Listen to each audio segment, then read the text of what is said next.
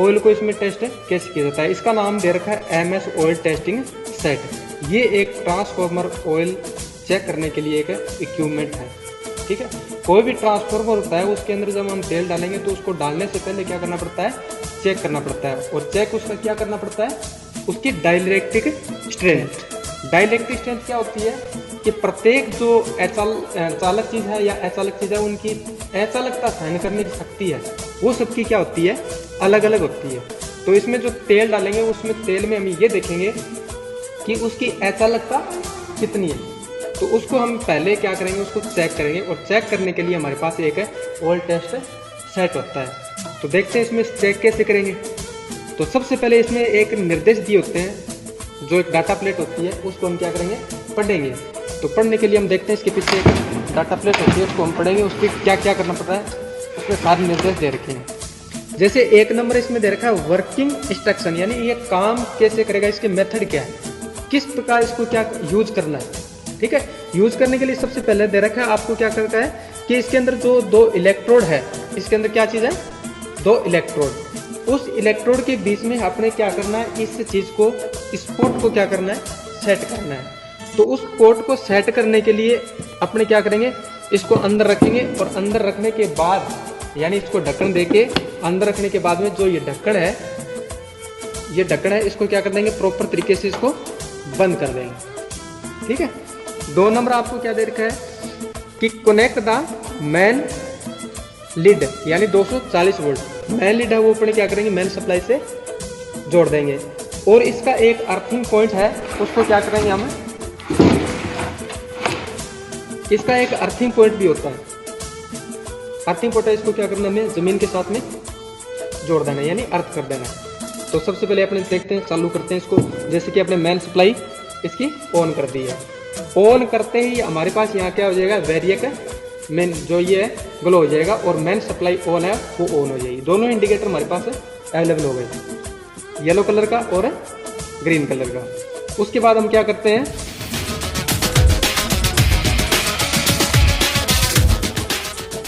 अब क्या करते हैं, पोर्ट के अंदर हम ट्रांसफार्मर ऑयल को भरेंगे। और ऑयल भरने से पहले हम देख लेंगे जो इसके अंदर जो 2 इलेक्ट्रोड दे रखे हैं उनको हमें एडजस्ट करना है।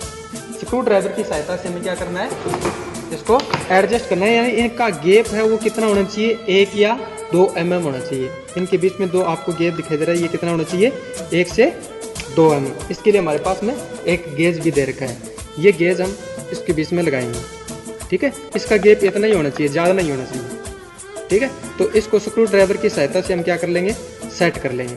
और प्रॉपर तरीके से इसको सेट करने के बाद में इसमें क्या भरते हैं, ऑयल भरते हैं। ऑयल हमें कितना भरना है, कैसे भरना है वो देखते हैं। जैसे कि ऑयल हम इस जो इलेक्ट्रोड है ये पूरी तरह से क्या होना चाहिए, डूब जाना चाहिए। तो हम भरते हैं, देखो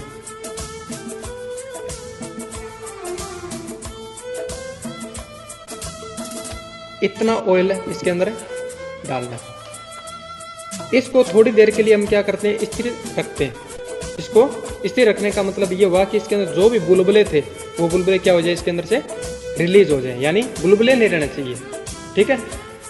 उसके बाद इसके ऊपर क्या करते हैं, ग्लास का एक ढक्कन लगा देते हैं। और ढक्कन लगाने के बाद में जो इस मशीन के अंदर, इक्विपमेंट के अंदर जो इलेक्ट्रोड है, उस इलेक्ट्रोड के बीच में इसको क्या करेंगे, रखेंगे। देखो इसके अंदर कैसे रखते हैं, तो 2 इलेक्ट्रोड दे रखे हैं, उसके बीच में हम क्या कर देंगे, इसको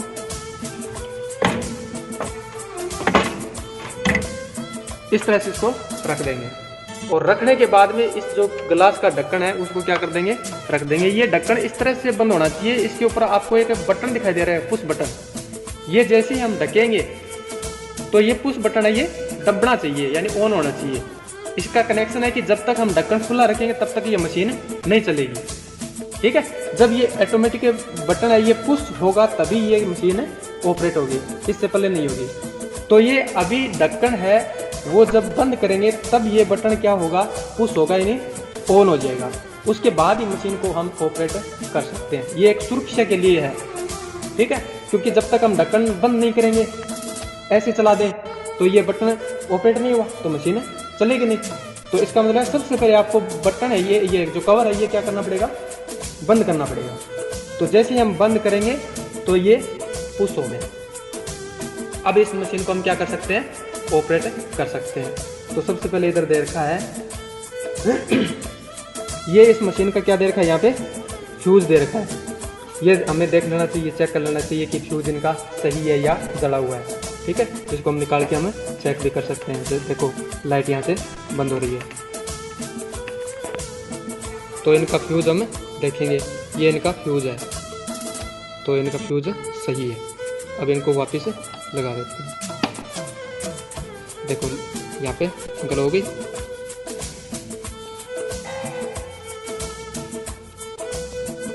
तो अपने क्या करते हैं, यहाँ जो अर्थिंग पॉइंट है इसको क्या कर देंगे, कोई भी वायर जोड़ के हम अर्थ कर देंगे। उसके बाद हम क्या करेंगे, मेन सप्लाई ऑन करेंगे।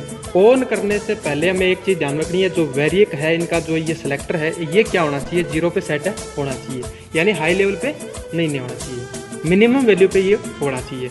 तो ये देखो अभी चेक करते हैं, ये एकदम मिनिमम पे है। अब क्या करते हैं, इसको सप्लाई ऑन कर रखी है हमने, यहाँ पे देखो दोनों इंडिकेटर ग्लो हो गए हैं। अब जैसे जैसे हम क्या करेंगे, इस वेरिएक सिलेक्टर को हम क्या करेंगे, धीरे धीरे बढ़ाएंगे, और जैसे जैसे बढ़ाएंगे वैसे वैसे हम इधर जो एक वोल्ट मीटर दे रखा है, यानी किलो वोल्ट मीटर दे रखा है, इसमें मीटर की रीडिंग देखेंगे। जैसे जैसे हम इसको बढ़ाएंगे वैसे वैसे इसकी रीडिंग बढ़ती जाएगी। ठीक है, ये जब तक बढ़ेगी, कब तक बढ़ेगी, जब इस जो ऑयल है, ऑयल का जो डाइलेक्ट्रिसेंट की जो वैल्यू है, यानी जो 30 kV, कितना 30 kV, क्योंकि सही तेल की कितनी होती है, 30 या 50 kV होती है। तो वहाँ तक वैल्यू आएगी, वहाँ पे एक टाइम पे ये क्या होगा, ये ऑटोमेटिक यहाँ पे रुक जाएगा, और वहाँ पे इसके अंदर देखेंगे, इसके पोर्ट के अंदर देखेंगे, तो पोर्ट के अंदर क्या होगी, स्पार्किंग होगी।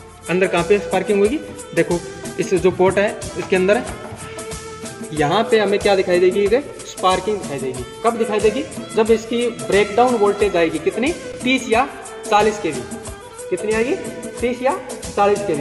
वहाँ पे इसके अंदर एक अपने को स्पार्किंग दिखाई देगी, यानी जिसको बोलते हैं ब्रेकडाउन वोल्टेज।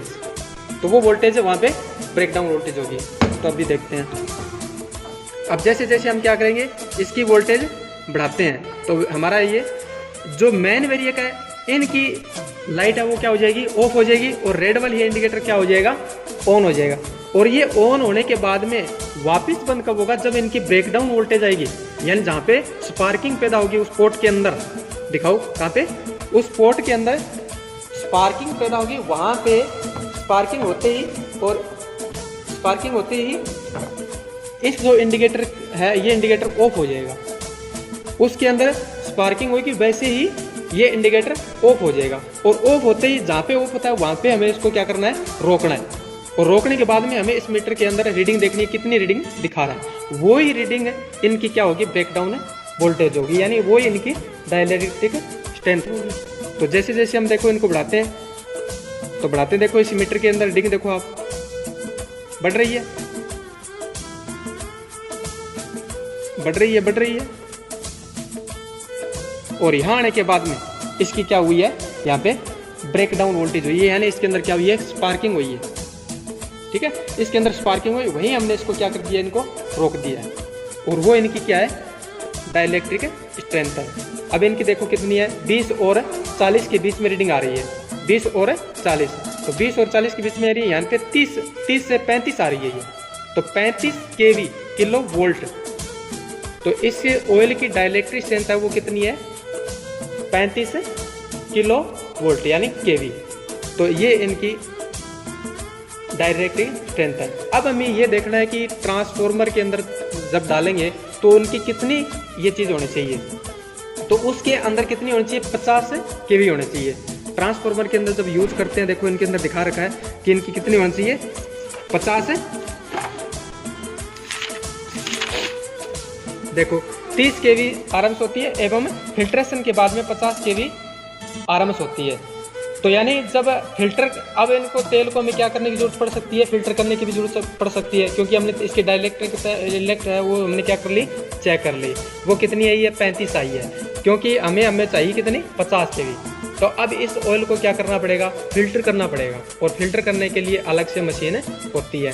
तो उसके द्वारा इस ऑयल को क्या करेंगे, फिल्टर करेंगे, और फिल्टर करने के बाद में दोबारा इस मशीन से वापस उस ऑयल की डाई इलेक्ट्रिक स्ट्रेंथ है वो चेक करेंगे।